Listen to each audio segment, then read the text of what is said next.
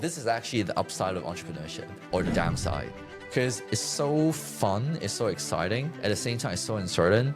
I left a six-figure job to starting my entrepreneurship. What was that transition like, leaving a stable paid job? I think success is just being at peace with yourself. Honestly, it's all about self-acceptance. What do you think is the most important mindset and soft skills as an entrepreneur? Oh yeah, I think for that, the ability. Vincent, Yeah. so I've met you for a while now. Yeah. Can you tell us a little bit about, I know a lot about you, but what about your journey from King's College to being a lawyer to then starting Genie Friends and how that came about? Because I think it's a very interesting story. It is, I would say it's very different from typical Hong Kong kids, I would say. So at the very beginning, I would say I followed the more traditional path, went to a pretty good school and then did a pretty good degree and then decided to be a lawyer. And then after I get qualified, I was stuck. So at that time, I was like, oh, okay, so I really want to do something about myself. I want to achieve something for myself rather than for the company or for rich people out there to get richer, for company to get IPO. So what I want to do is basically to have my own project. And the way I do so is basically back then I was very lost. Right. And then I was very honored to actually get introduced to Eric and another co-founder called Karine. So the two of them actually started this concept called Genie Friends at the very beginning. So I was the guest for the third or the fourth dinner back then. So I was actually originating as a guest. Eventually I was like, oh, this is actually what I want to do because it offers me the chance to talk to more people and to know more about what I truly want. Right. So by talking to people, actually, ultimately you're talking to yourself. Right. So I think the best way to understand yourself, there are actually two ways to understand yourself. So first way is to think through everything, right? But I'm not intellectual enough to do that. So Right. the second way is actually to talk to people. Right. So through talking to people, through asking them questions, asking them about their stories, eventually I figure out, oh, okay, just Genie Friend is a platform for me to actually figure out what I want to do.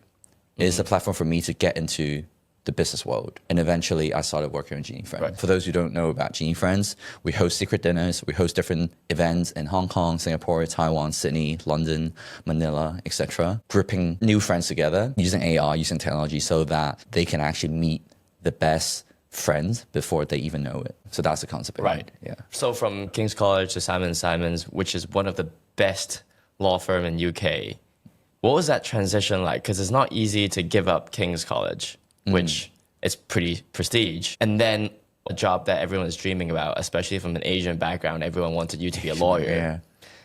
And then quitting everything to starting Genie Friends. What was that journey like? I think it's pretty natural, to be honest, because there's a little bit of push factor and pull factor. So in terms of push factor, I think it's funny because there are a few months when I was working at Simon & Simons. So basically, the partner noticed me just wandering around the office, actually not paying attention to work, etc. for a few months. And then there's a time when he was like, oh, Vincent, do you want to come into the room? And then we had a chat and he was like, oh, do you actually like what you're doing right now? And at that point in time, I was like, you know what? I don't actually want to work in this law firm anymore. Not because of the law firm, not because of you guys or anything. It's a great team, but it's just that because I no longer want to be a lawyer myself. The reason being, I feel like there's a lack of calling for me in the work that I do. You think it's a calling? So in terms of the calling, I would say is not as feeling driven as it sounds, because I think the push factor is because the partner tell me, oh, why don't you just go and chase your dream in that way? So I think it's a little bit of a push factor. In terms of pull factor, I think I just mixed up the push and pull. But anyway, in terms of the other way around, so basically my dad is a businessman himself. So I've always been influenced by the way he do business, the way he treat his friends, the way he manage his lifestyle, etc. So I think I've always been under that influence that, I actually really want to do something for myself rather than working in a firm, working at a company for some other people's project. So that's the reason behind it. So I came from an international school and a good background too. A lot of people would say you only got here because you had a silver spoon. Would you say the same, or it's entirely irrelevant to your experience? Do you want to hear like a formal response, or do you want to hear like a genuine but slightly politically incorrect response? Yeah, we're hearing it. I would argue to say to a certain extent, yes. The reason being, I think we're very blessed. We're very fortunate. And this is our asset in a way. And it really depends on how you use it. So I'm going to give an example. So this is hugely politically incorrect. For example, models, they leverage the good look in order to be a model. Basketball player, they leverage the height to play on the field. People are rich. They leverage the money, the asset they have, the background they have, the connection they have to build the things, leveraging the asset they have. So similarly, like people who are intelligent, very intellectual, who are very sharp, who are very good at numbers, they leverage that in exams. So I think in like the world is unfair but fair at the same time. So everyone's different. That's why it's so wonderful, because smart people can leverage their intelligence. This is hugely politically incorrect, but good-looking people can also leverage their good look as well. So I think I'm fortunate to come from a background whereby I don't have to worry about my financial every single day, so that I can actually go and do what I want to do wholeheartedly. Of course, people are going to say, oh, it's because you're lucky. It's because you don't have to worry about paying rent and stuff. Yes, it is. So I know what I want. I know what I want to do. And I know that money to me is not the most important thing in my life. I've got friends who are earning, I don't know what, like 150K per month or 200K per month as a lawyer. I earn I earn 1/10 of the rent of the salary, or even Right. 1/15th. But I'm very happy. I know what I want. Yeah. So What do you? I think in terms of what I want is I want to go through the journey. I want to experience it. Right. So rather than having an end goal, because I'm a big fan of Simon Sinek, start with why, yeah. that golden circle. So basically everything starts with the notion of why before you think of what and how. Right. So what is working as a lawyer. My previous how is just be a high achiever, man. Just get all the degrees, all the certificates, get into MBA, whatnot. But for me right now, I think like my why is basically to enjoy the journey, enjoy the process.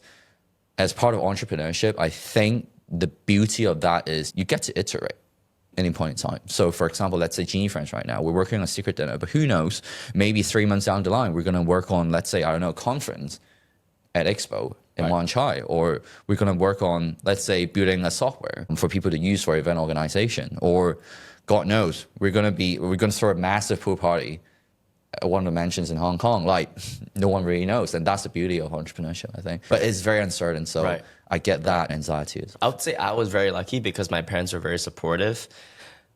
What was the conversation like with your family and your friends, leaving such a good resume on the table to walk into entrepreneurship? I think for my family, they're very supportive. There's only one thing that they say. They're like, okay, as long as you're happy, we're happy. I think I'm very blessed. So when you ask me a question of whether I'm very blessed, or in your phrase, that this, wait, what was it? The silver spoon? Yeah, the silver Yeah, spoon. the silver spoon. Yeah, silver spoon. So I think yes, to a certain extent, because I got that love for my family.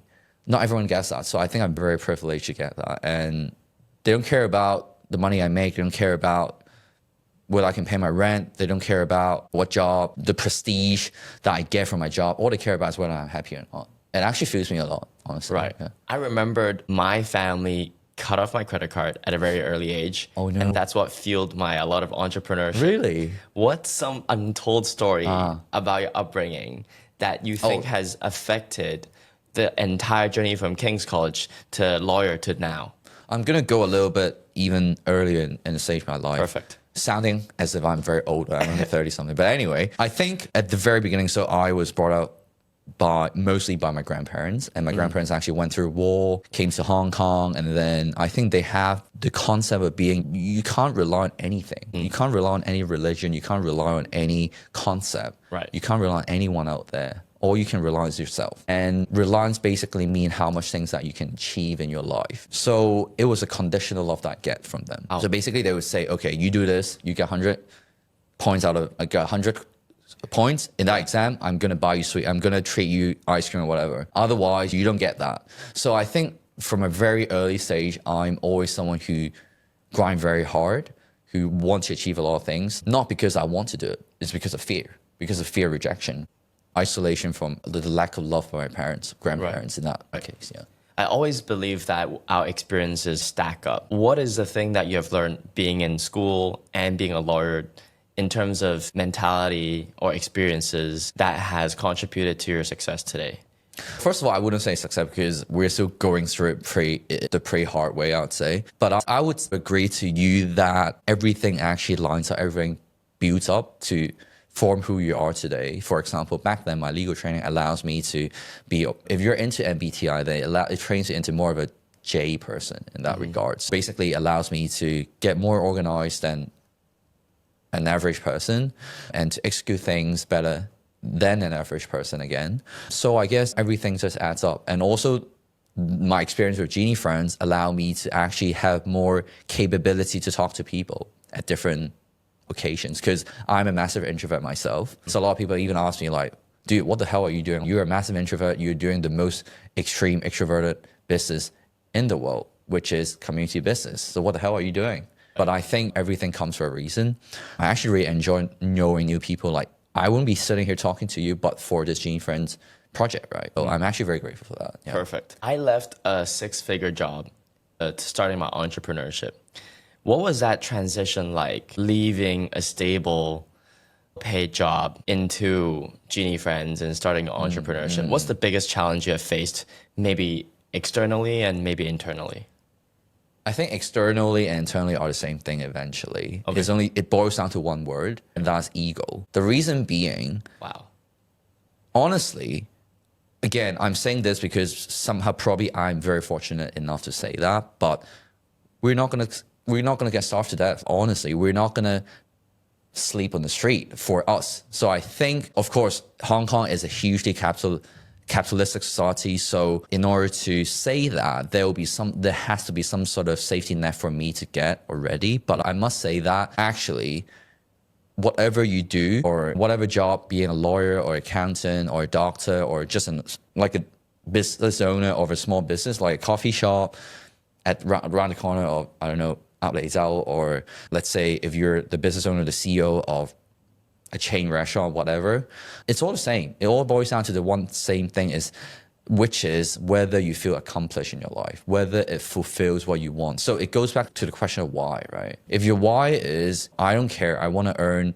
$1 million per year or $100 million in my lifetime, whatever, then you're probably going to have a pretty hard time to satisfy your own ego. Long story short, I was just saying everything boils down to ego. And as long as I have to, correct is not the main word, but as long as I have my preferred perspective, then changing job from corporate to entrepreneurship isn't actually that challenging. Wow. Yeah. Is it not scary? Because you're leaving something that's stable. It is quite scary too. Again, I think it goes down to the notion of ego and also your perspective. So what is stable? What is certainty? I have the strong belief that working at a corporate job doesn't mean that it's more stable. It only means that you're outsourcing your decision making for your own life and for the rest of your life to someone out there. That's it. Like you feel that it's more safe because you don't see that. You don't see it. You don't feel the problem. You feel like you're safer, but that's not the case. I think the case is you just outsource your decision making for your life to your boss, to your company. That's it. Wow. And that's what's working. That's how you define a corporate life. I think the nature of corporate life is that you get a sense of security from outsourcing your decision making or your risk appetite to someone out there in a way. Because by nature, I think by nature, salary is in a way like a compensation for outsourcing your decision making to someone out there. And they're paying you in return a sense of security. With everything you've been through, what is one of the hardest things or toughest experience that you've been through? I think the tough experience is from time to time, sometimes we would have some arguments within the team. And I'd say sometimes it's constructive, but sometimes it actually drains our energy and occupies our headspace and it pulls our business from the right direction. It's actually quite hard because I think I came to the observation now that I've been working on Genie Friends for 2 years that the core thing about entrepreneurship is probably not the project itself, but the number one thing about entrepreneurship is actually who you're working with. Whether you're working by yourself, solopreneur, or if it's a team of 2, 3 founders or 4 founders, whether you guys get along, whether it's good chemistry or bad chemistry, I think people is the most important factor. That's it. Right. Whatever you build, be it a bubble tea business or AI tool or a coffee shop or a software, nothing really matters. What matters is actually the people that come with you. Do you think entrepreneurship is harder than being a lawyer, harder than going through school? Because a lot of people view being a lawyer very hard. Well, honestly, I must say being a lawyer is pretty hard because for me personally, I don't think I'm a good lawyer in any way. So I think hard and easy in different sense, because hard in a way that you don't know what's going to happen tomorrow. Like for me, God knows, I may be in Singapore, I may be in Sydney, I may be in Manila, being a digital nomad or working on Secret Dinners business or other businesses under Genie Friends, or maybe not under Genie Friends, who knows? I think it's that sense of uncertainty that really drains you a lot, it really gets you like very anxious. So sometimes I feel I'm 31 years old right now. My friends are getting married, having kids, moving into a new apartment, very nice, very bright, having the dream job and everything, so settled. As for me, I'm eating McDonald's at 2 a.m. like at 2 a.m. after a workshop, after Secret Dinner, and we're moving office every single month, and we're buying table from IKEA just to realize the size doesn't fit the room. Honestly, it's not the life that you want. I think for a lot of people, it'll be like, man, this is a little bit too tough for me as a 30-something-year-old young professional. But for me, this is actually what I want. I love the exciting element in this. It's Right. very uncertain, very anxiety producing, but at the same time, it's very exciting. Was there a spark in time when you were jealous about they had everything and you're still... Just a little bit. At the very beginning, I was like, oh man. So probably 4 or 5 years ago, I was like, I want to be a lawyer. I want to go into a magic circle firm. I want to earn about, let's say, 100K per month. I want to make my mom and dad proud. I want to be able to give gayong, a lot of gayong to them every single time, every single month. But now I'm like, it's okay. If I don't be monetarily successful, it's okay. At least I'm happy and I enjoy the process really. When did you realize that money wasn't your goal? Because obviously you just mentioned being a lawyer, you had monetary goals, and then it switched to money isn't anything. What was that switch like, and when was it? I think it's when I realized that money, the salary I get from working as a lawyer is more like a compensation to me for the lack of socials, the lack of sleep, and the overtime that I get over the weekend, and the anxiety that I get from working with very demanding, for the right reason, very demanding lawyers, partners. So yeah, I think everything in life is just give and take. Like you can't get everything in your bag. You just, whatever you get, there will be equally, relatively a sacrifice. So Right. it's all about what you want. So it's more about what you're willing to sacrifice to, rather than just about what you want to get into your bag. For people who don't know about Genie Friends, I've been to one of these events and it's great. Can you tell us a little bit more about what are you guys doing? What kind of pain point are you guys solving? And where is it going from here? I think for us, the pain point is scalability and a little bit about the margin, I would say, because scalability meaning that it's a community business. So let's say when I, Eric and Angel, the 3 co-founders, go to events, then people actually love the event a lot more because we are very committed. We know exactly what's happening and people feel safe when we're around. And then we'll do the opening properly and everything. So people actually love it. They love the energy and everything. But it means that if we're not there, then the quality goes a little bit south. So I guess, and also it's a lot more risky as well. Let's say if I have someone in Sydney hosting a dinner without my presence, I'll be scared to death, honestly. I'll be on the nerve all the time. So I think scalability is a difficulty. So in terms of how to find a balance between scaling to different cities to more people, but at the same time keeping the quality, in particular, how to make sure that whoever is hosting the dinner can maintain the present quality. Yeah. What's the biggest milestone you have achieved as a team on Genie Friends? I think so for us, I don't think there's such a thing as the biggest milestone, because maybe I'll talk a little bit, think about the personal belief of growth. So I think growth happens in a way that you cannot observe it. So basically growth only happens daily through one step at a time. So if it's a real growth, you won't be able to spot it at any point in time. If it's a fake growth, then you'll be able to see it and you'll be like, oh, damn, it's great. I earn 2,000 pounds or 1 million Hong Kong dollars on a day or whatever. I think this is by itself already a red flag that it may not be a real growth, because I think real growth should be humble enough that you won't be able to spot it. Back to our business, I think it's the daily grind, is the every single conversation that we have with every single one of our guests, that I think it's a milestone itself. Rather than, let's say, oh, we hit 8,000 members, 9,000 members, 10K members or whatever. It's not about that. Yeah. What do you think is the most important mindset and soft skills as an entrepreneur?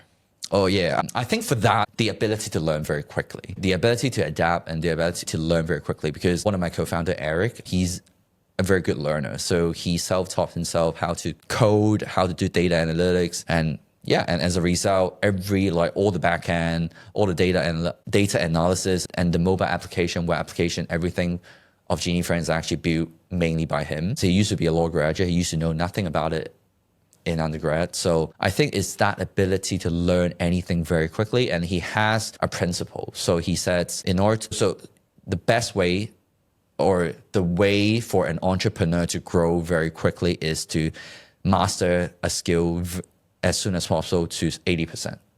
So you only have to know it all the way to 80% and beat 80% of the people out there. And at that point, you can call yourself, it's a comfortable level that I feel that I'm pretty good at. So the key of that is actually not to learn everything, but the key of that is to learn up to 80% fast and quick. Yeah. That's the probably 80-20% rule. Yeah. What is some advice for people who have similar backgrounds or not, looking to get into law? What is your biggest untold secret as a lawyer since you got out of it now?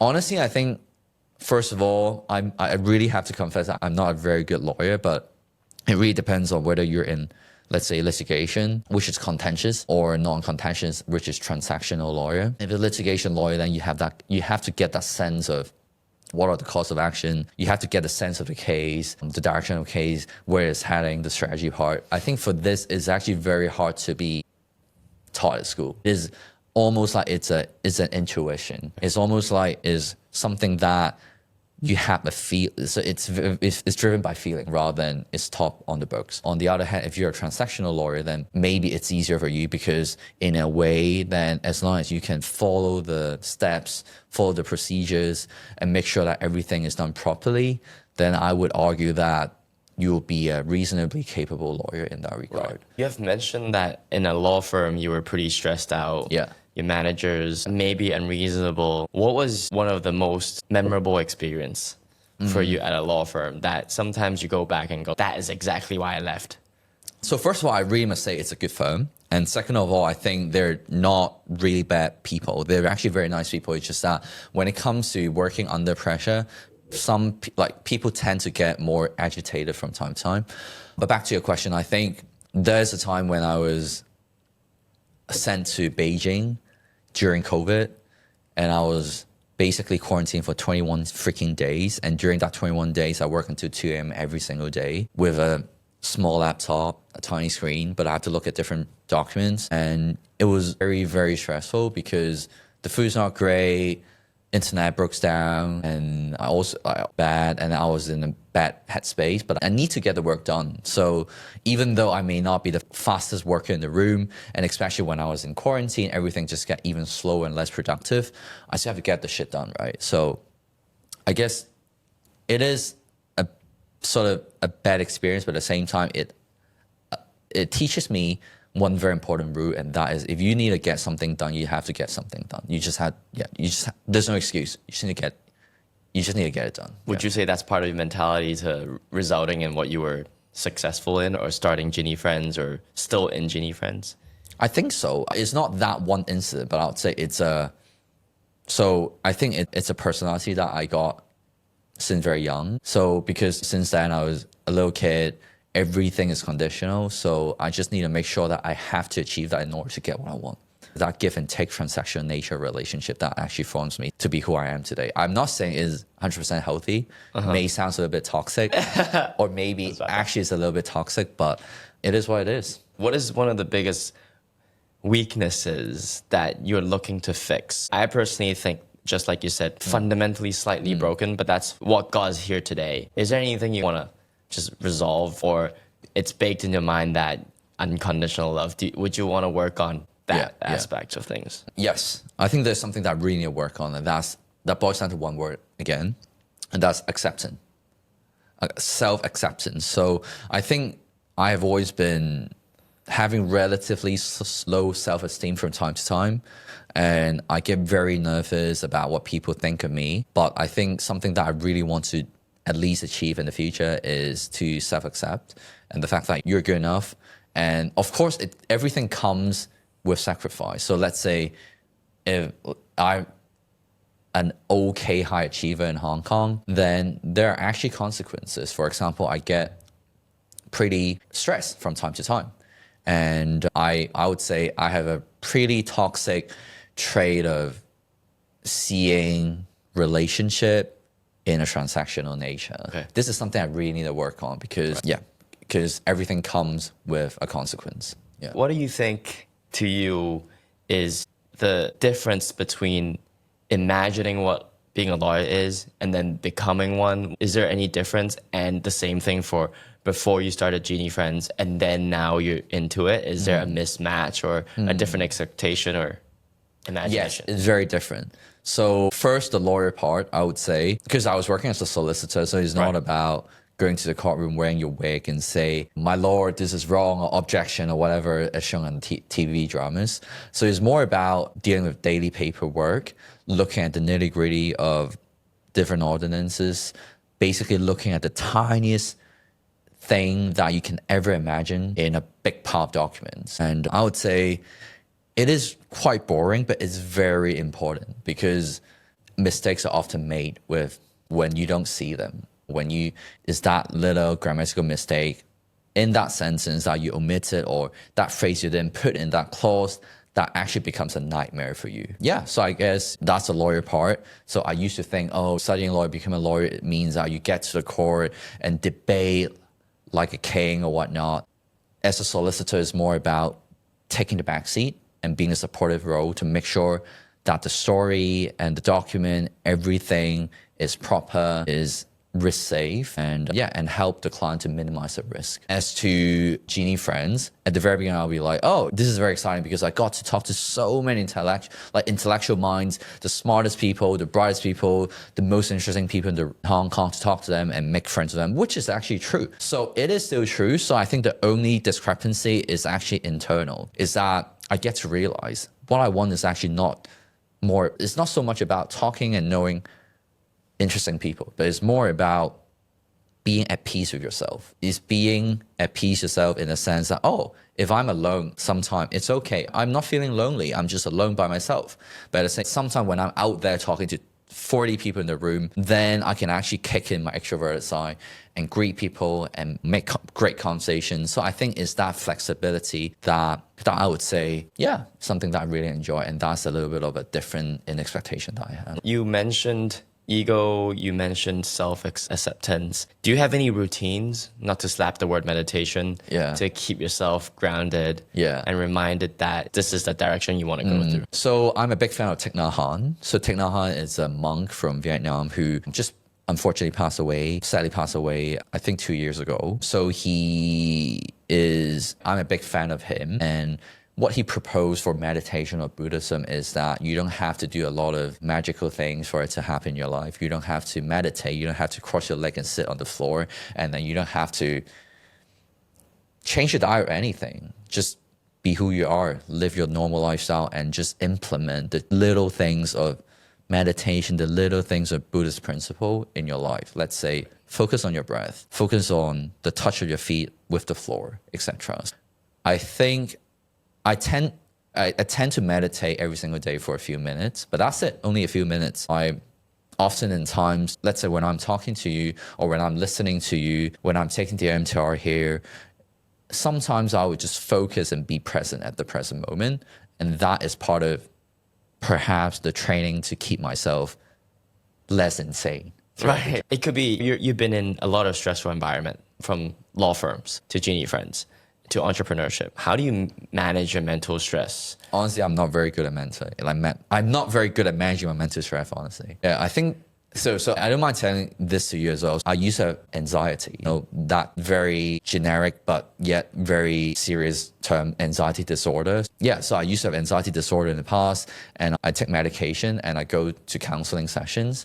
Yeah, so I'm actually not the best person to deal with stress, I would say. But stress itself actually forms me because I would argue that stress and fear are actually the bigger motivation factor than, let's say, the desire to success, to actually push you to do things. Right. Yeah. If you don't mind me asking, are you still suffering from anxiety? I would say yes. I would say yes. But I think my observation of anxiety is that it is something innate in you. It's something natural. I don't know whether you watched the movie. I think it's called Element, right? No, it's not Elements. So basically, there's a Pixar movie whereby they have little characters of little emotions. So joy, anger. Oh, the 5 fear thing. Yeah, so basically, I totally agree with that notion of saying that there's no such thing as a bad emotion. So basically, all emotions have their own values. So even anxiety, even sadness, they have the same value to you in your life as joy, as other emotion like excitement, etc. So it really depends on finding the right balance. So as long as your stress level is at a reasonable level, I think it's actually good to be anxious. It's good to be sad. It's good to be joyful at times. It's good to be excited at times. And that's what makes you human, right? If you don't have anxiety, imagine that if you don't have any level of anxiety, you basically become a psychopath because you'll be like, oh, okay, I can just speed drive. Oh, I can take drugs. Who cares? I'm not anxious about the consequences at all. So it's all about finding the right balance, I'd say. Yeah. For a lot of people who might have anxiety, especially in a stressful environment, how do you handle anxiety, would you say? Or do you, according to what you just said, you just let it happen? Or how do you prevent it from crumbling yourself? It's actually not me. It's actually suggested by psychologists. So they say the first step is to label it. So label it by saying, because a lot of people, the most stressful part about anxiety is you're anxious about anxiety itself. And you don't know what's happening in your mind. So based on a lot of psychologists, the first step is actually to label it. So you can label it yourself as, I'm now having anxious thoughts. I'm now feeling anxious. Or my sweating. I'm feeling very uneasy or whatnot. So this is the first step of actually labeling it. And after you label it, the second step would be to do things about it. For example, I'm feeling nervous, but it's okay.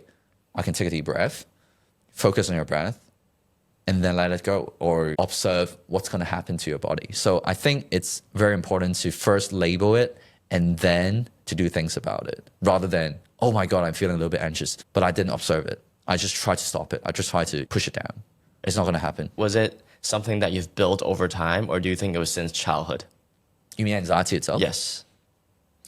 I'm a strong believer of growth mindset. So I think, on a positive way, everything can be built, but on a negative way, negative habit can actually accumulate over time as well. So basically, my sense of anxiety is to a certain extent resulted from my childhood, I would say. Because at the very beginning, since I was a kid, everything is conditional. So I was very anxious about, I have to achieve this. I have to achieve that in order to get my love. So I'm always very on the nerve. I'm always ready to fight. I'm always ready to perform the best and my very best. Yeah, I would say it's very much like a training. It's very young. The good news about having growth mindset is everything can be reversed with meditation, with being more observant with your presence, and let's say journaling, reading books, knowing more about yourself, talking to your friends and families. I think every little step that you do can actually wire your brain back to, or not back to, but wire your brain towards a more desirable state that you want to achieve. What is growth mindset to you, and when did you realize it? Did you pick it up from your parents, or you figure it out somewhere? Because I don't think school taught that. No, definitely not. What is it to you, and how did you get into it? Because I think growth mindset is stressful sometimes. We push ourselves, right? Yeah. What is it to you, and how did you learn to know what growth mindset is? I actually learned the hard way, because there's a time when I was having a little bit of a breakdown, or what they call anxiety attack. I was like, fuck that shit, man. I feel I'm about to die. I feel like I'm suffocating. I actually thought about committing suicide as well. Wow. I was like, man, this is bad. Whatever I get externally, internally, if I can't even be at peace with myself, what's the good of being a successful entrepreneurship? What's the good of having a business? What's the good of having 1 billion? Not saying I have 1 billion, I wish I had, but anyway, not saying, what if you have like all the money you have in your bank account? It doesn't really matter at all if you internally you're suffering so badly. So at that moment, I was like, fuck that, man. I've got to do something about it. If I don't do something about it, it's going to be me for the rest of my life. That's it. So I think it's that moment then I realized actually through little small steps, I can rewire my brain. I can actually do little things that can allow my body to adapt. So I think body and mind is very interconnected. And the little things that you do is actually doing little prompts to your little AI, to train your little AI as well. So every single time the response will be a little bit different. Yeah. At what age did you realize that you had anxiety or anxiety I attack? was actually young. Wow. I think I was I was basically 15 back then, like year 10. So there was a time when I was inside a classroom in the afternoon. All of a sudden, everything's fine. All of a sudden, I feel like I couldn't breathe. And I was like, oh my God, what's happening? I was sweating. I couldn't breathe. I couldn't focus. I'm having a bad headache. I was like, and then I told the teacher, I was like, oh, sorry, can I go to the toilet? I normally, as an obedient Asian kid, I wouldn't even dare to ask to go to the toilet. And then basically I asked him, can I excuse myself? And he was like, oh yeah, go for it. And I just went to the toilet. I was like, what the hell is happening, man? I feel the world is collapsing and everything is not going as planned. It's such a weird feeling. And then I told my parents about it. And then they're like, oh, is there something wrong with your body? And then we did all the body scan. My heart's fine. My belly's fine. Everything is fine.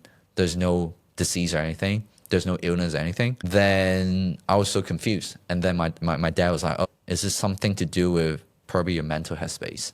And then eventually we went to see a psychologist. And then that begins the journey of me taking medications, getting labeled as having anxiety, going to counseling, etc. So I actually are quite opinionated on whether one should see a psychiatrist. I was about to ask, Yeah. what's that journey like getting labeled and seeing it? Because the moment you see it, it's like, I am, and getting labeled, exactly. Yeah, what was it like for you? Did you get laughed at school? Was it daunting for a few years? I would say I'm very fortunate to say that all my friends and family, all of them are very supportive. At the very beginning, I was like, oh, I have anxiety. I'm in Cantonese, there's a phrase called T scene, right? Basically, oh my God, I'm T scene. Basically means I'm out of my mind. I'm those people who need to go to Ting San, like a very popular mental rehabilitation center in Hong Kong somehow. So I was like, oh, I'm a mad person. I'm not a normal person. So at the very beginning, I was actually not very receptive of this label. I was like, okay, I couldn't tell people that I got diagnosed with anxiety. And then I read more, I exercise more, I talk to my friends more, and then I realized actually this is not a big deal. I first talked to my ex-girlfriend back then. I was like, yo, I got anxiety.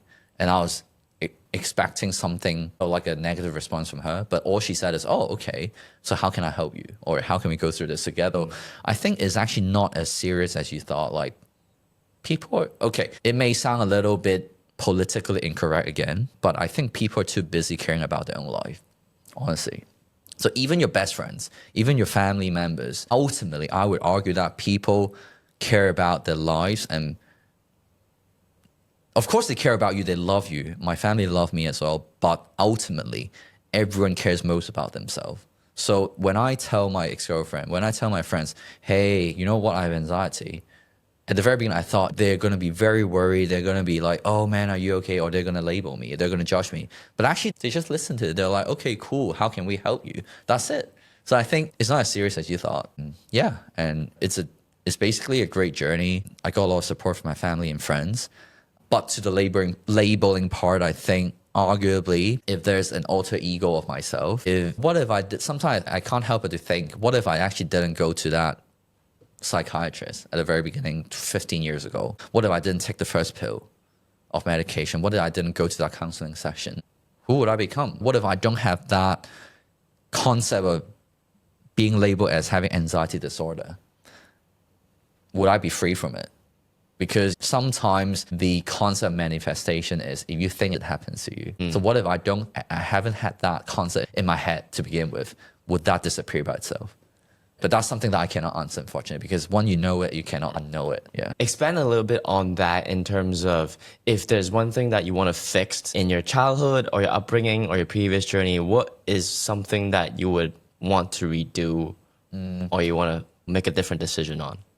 I actually wouldn't want to redo anything because I think I'm a very fortunate kid. I got a lot of love from my parents, grandparents. It's just that they actually, I think, for parents, they're showing the love to me in the best possible way, from their perspective. So it's totally fine for them. From my point of view, I was like, oh, this is conditional love. From their point of view, is basically everything that they can give me.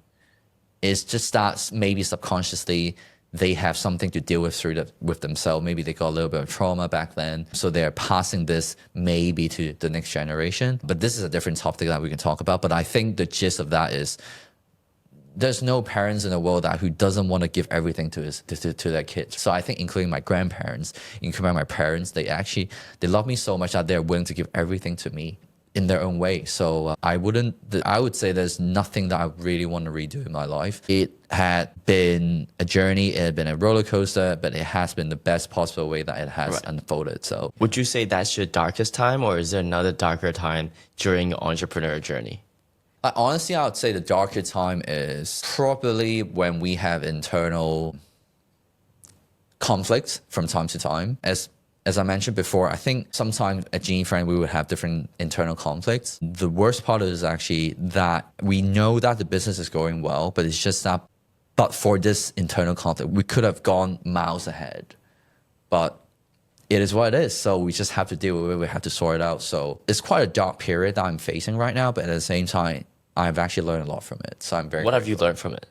That is very important to know a person very thoroughly, and before working with your team members, you have to treat them truly as a genuine person, as a genuine friend, and know them inside out. Yeah. For someone who's starting out in business, what are some advice that you would give them so that they would face less pain on the road of entrepreneur, would you say?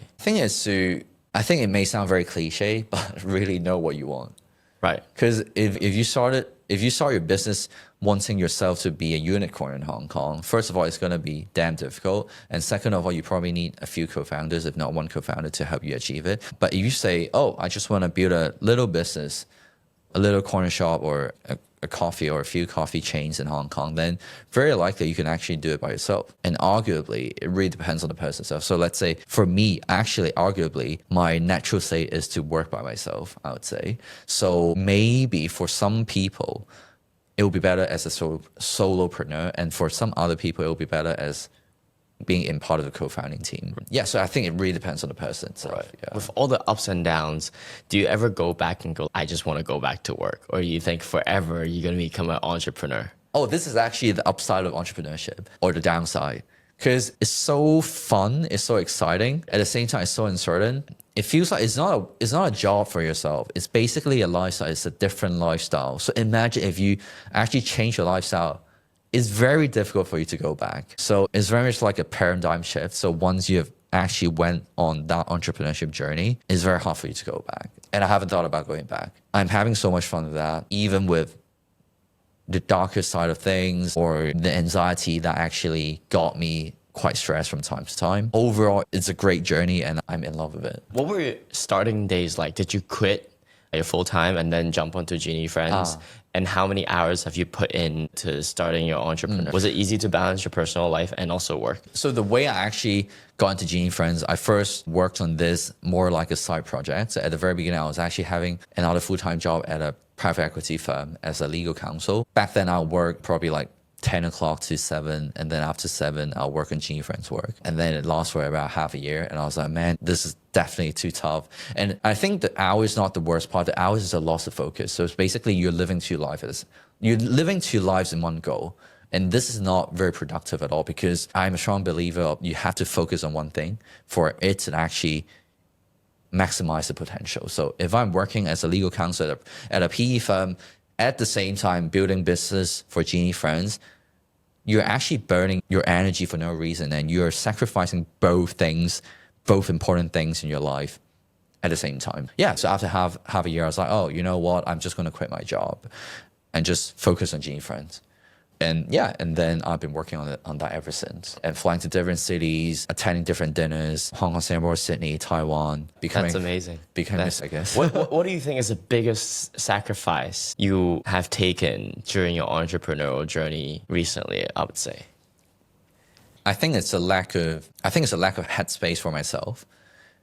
And also, does that mean like me time, or what does that mean? A little bit, like less me time, less time for me to actually recognize what I want, and also less time that I spend with my family and friends. Yeah, but I do recognize that I have to sacrifice these in order to go through the hurdle that I'm facing right now. Yeah. And how do you balance that? Do you ever try to, or? I think for me, what I'm trying to do is, because I believe in focusing on one thing at one time. So I think it is okay for me to actually prioritize my business right now and to give less time to my family and friends. I think it's okay for now, but of course I'll compensate it when things get better. Yeah, but basically I think I'm not a strong believer of work-life balance.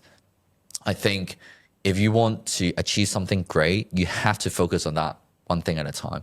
You have to put in 100% of effort. It doesn't really work for me that, well, you know, that you get a great body, you get a great physique, you get a great headspace, eat well, and then you have 100 million revenue driving business, and then you have an amazing romantic relationship, and then you have loving family and friends, and then you talk to them every single day, and then you, at the same time, you go volunteer, and then you do all these amazing work. You can't have that. Right? So you just have to make a choice, and every choice comes with sacrifice. Would you say right now your drive is a mix of dream and money, and has where you want to go shifted over this 2 years of where you want to go and what this business means to you? I would say yes. At the very beginning, I was very result-driven, result-oriented. So I was like, oh, I need to earn this amount of money. I need to at least get how many people recognizing me within how many months. But then the more I work on Genie Friends, the more I realize, actually, dude, it's more about the process. It's more about the journey of knowing what you want throughout the journey. So at the very beginning, I was actually so damn lost about what I want to do in my life. I was like, I can do anything in my life. I can go to Bali and be a digital nomad. I can go to Singapore and start a business, or I can go to Sydney, or I can even go to San Francisco or Silicon Valley, so it's like the possibilities are limitless. And then I realized, actually, the key is actually not about what you do at the end. The key is about the journey of unfolding what you want, the journey of the process of talking to your friends, the process of getting support from your co-founders, the process of building something great and exciting. Yeah, so it may lead me to Singapore, it may lead me to Hong Kong, or it may lead me to nothing, who knows? But it's the journey that matters. I really like the concept of saying life is just a game. Right. And it is just a game. Like, after you play the game, the only thing you remember is the process itself, but not that ending scene. Yeah. Do you think going to King's College has played a part as to what you have today in terms of mindset, exposure, connections, network? Yes and no, because anyway, I actually hate this answer, yes and no. But okay, back to your question. I think a lot of people dream to go to King's. Especially coming out from secondary school, they're like, King's is everything, get into it. What is it like now that you've been through, done that? I think it's a good school, it's a good connection. So I went to the UK for 4 years. I went to boarding school for 2 years, and I went to King's for 2 years. It's probably the most stress-free time in my life. Because when you go to boarding school, no one ever study, and you just basically party, get drunk every single day. After that, I went to King's, more clubbing, more drinking, less studying, but eventually I very fortunately passed my exam and everything. And I think the biggest thing that I gained from King's College London is actually the international exposure, the mindset, and also the connections. It's not about what you learn from the textbook, or it's not about that degree, because you're just going to forget everything about it. But the most important thing is about who you meet, and the international element, and the fact that you see how big the world is. So honestly, Hong Kong, I would argue that Hong Kong probably in the 80s and 90s is the top-notch city in the world. But again, this is a little bit politically incorrect, but I think Hong Kong is getting more and more limited in terms of the perspective, in terms of how they see the world and how they welcome the world to come to the city, how they actually integrate itself with the world. I think it's actually going downhill a little bit, and it's very important to have that international mindset, I'd say. Yeah. What is one thing that you have learned from your parents or your dad since they're in business? Is there actions that you look at, or people that they have met and introduced, or there's just like a line of motto that like, hey, always remember this? Actually, no. I think for my dad, he has been a businessman for around 20 years. He's a very quiet figure. So he's always taking the back seat, very chill, very laid back. He's damn reliable. He doesn't say a lot of things, but he loves to lead by action. So I think the biggest asset that he has taught me is his ability or the commitment to take things very seriously and to treat people very wholeheartedly. So he always tells me like, if it's about little thing, little argument, or let's say your friends owning you money, or let's say little things that you get a little bit of an argument with your friends, just so be it. If you lose the battle, if you lose the argument, then so be it. It doesn't really matter. What matters is whether you're happy with yourself. That's it. And in terms of business, I think he taught me how, before making every decision, always be very prepared. So the most important part of making a decision is actually not making a decision itself. It's all about the prep work before making a decision. Doing the analysis, going to a shop to take a look at the whereabouts, talking to the people at the shop, going to that city, feeling the vibe and everything, and read all the books and all the papers and all the analysis, all the document that you can ever get.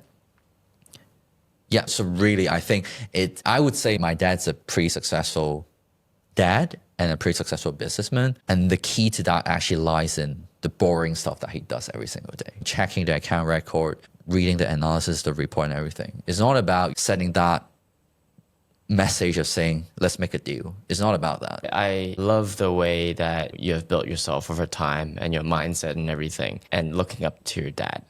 To you, how do you define success? I think success is just being at peace with yourself. Honestly, it's all about self-acceptance. Because again, I would argue that ultimately, if we're fortunate enough to live in a city, Hong Kong, that we're not going to get starved to death, we're going to get at least a place to survive. Then the rest is all about the ego, right? The rest is all about how you perceive how to see yourself, how you compare yourself with others, and how much you think you deserve to get, be it monetary, recognition, anything. So success to me is, you know where you're at and you accept yourself, but regardless, you try to grow yourself, but at the same time, you're not fixated on the result. I think that is what success looks like to me. Honestly, I must say, sometimes because of my upbringing, because of my education, I got quite a toxic competitive trait. So it's a lot that I need to learn on. Yeah, it's crazy how you say it's not the numbers when you went through, your resume is almost perfect from okay. Kings to Simmons to PE. For a lot of people dream about that. What is some untold stories that would have been a misunderstanding of these lucrative and sexy jobs and also entrepreneur that you think? I think everyone suffers, right? Everyone suffers, but they're not going to tell you that they suffer. Unless for some hidden agenda or random reasons. But generally, people show the best side of themselves to you. They don't tell you, damn, I'm suffering so badly. I'm doubting myself. I can't pay my rent. I'm having anxiety. I'm having depression. I thought about ending my life. They're not going to tell you about it. They're just going to upload stories saying, oh, I went to Mandarin Oriental. Yo, I had a lovely staycation. Look at how pretty my girlfriend is. Yo, I fly business class or whatever. Right? So everyone suffers. Everyone has a story to tell, but they choose to tell it in their own way. Yeah, I guess I had a pretty good resume, I would say. But if I were to compare my resume with my friends or even my brother who went to Oxford,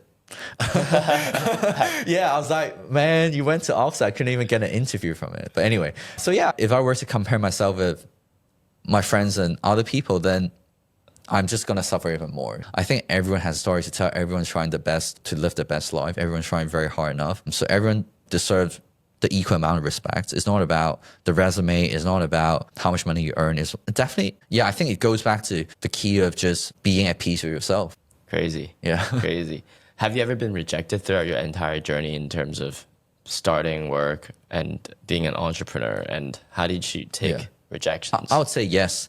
And I actually didn't take it so well because I would say I've always been the Asian center of a high achiever back then. So I'm very good at playing the game. I'm very good at knowing what people want. So I fit into the game rather than walking my own path. So that by nature means that so as long as there's a possibility of getting rejected, I move my path. So I'm actually escaping from it. So naturally, I won't get a lot of rejections because I'm following the right path that doesn't have any rejections. Yeah, so I think it's my weakness that I take rejection quite personally, but I'm learning more.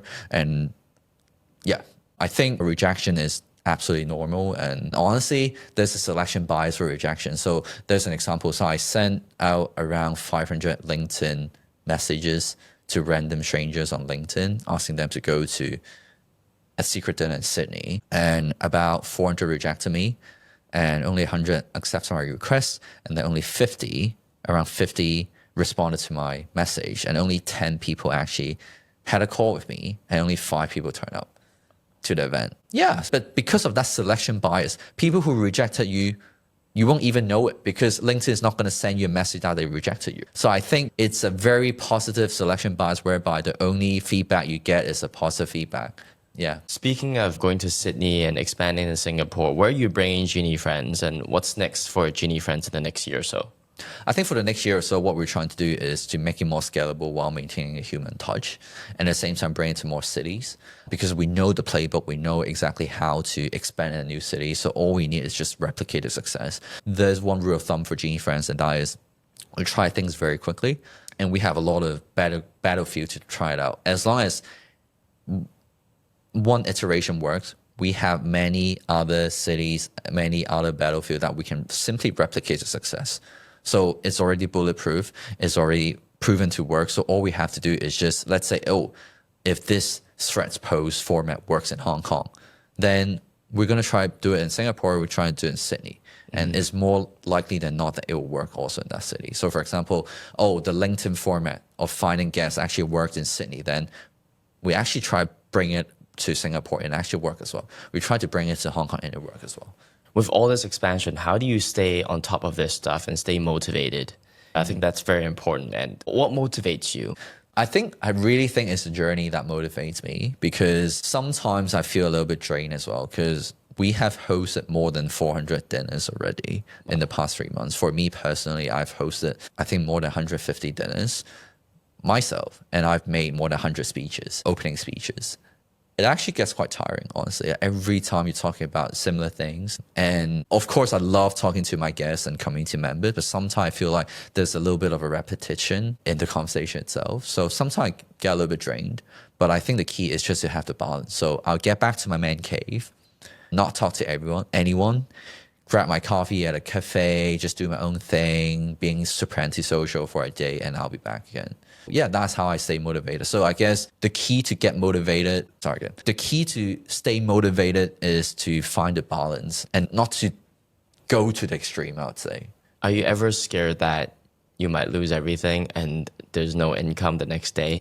Definitely. I think the possibility of that is actually very high, because honestly, 95% of startup fails. But think of it, how do you define failure? Like, honestly, I define success back then as accepting yourself. But after all, the notion of success and failure, is it really that much of a dichotomy? Is it really that much of a distinct black or white notion? I don't think so, because even if, let's say, Genie Friends ultimately fail, which belongs to the 95% of the statistics, at which point did it fail? Let's say if it fell in 3 years' time. Throughout this 6 years of journey, let's say if we build like 150K members, all these become my friends and all these become my connections. Would you call it failure or not? I don't think so, in a way. So I think my take on failure is that there's no such thing as failure. I think it's very cliche to say again, but honestly, just by walking that path, you're already gaining a lot from it. Wow. I see a lot of growth mindset in you. And thank you, Vincent, for your time. It's been a pleasure. Keep doing what you're doing. Thank you so much. You're getting a lot of different people in the same space, connecting us. So yeah, thank you so much for your time. No, thanks for having me today, man. Perfect. Perfect. Oh, this is great. Wow. How did you feel?